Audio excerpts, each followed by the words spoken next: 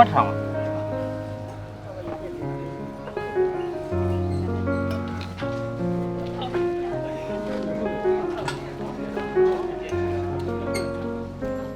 ခေါ်နေကောင်းတယ်မလား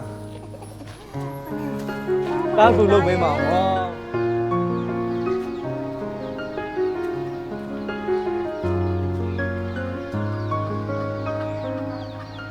ဒီမဟုတ်ဘူးလားလေ တခုတစ်ထောင်မှတသားကြီး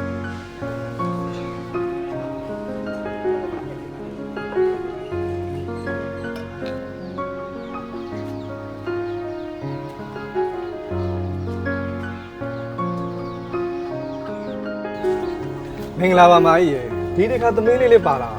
ဘာလို့သိလဲအမ ဒီမလေးသူစော့ရင်နဲ့ရောင်စုံခရက်တွေကြောက်သွားလို့အစ်စ်လောင်ဝဲတာ ဒါလေးယူမယ်မေဒါလေးပဲယူမယ်ဒါလေးပဲဝယ်ပေး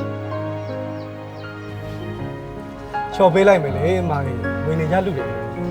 ကျေးဇူးပါကွာဝေးဒါနဲ့ငွေလေးပါလွှဲချင်လို့ ရတာဟောမကြီးနောက်လွှဲမှာလေ တသိန်းကိုอ่ะ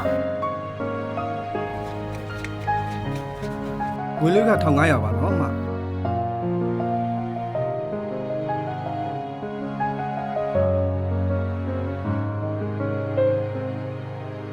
ငွေကြေးဝန်ဆောင်မှုနဲ့ပတ်သက်ရင်သုံးဆွေးသူတွေရဲ့ယုံကြည်မှုကိုရယူ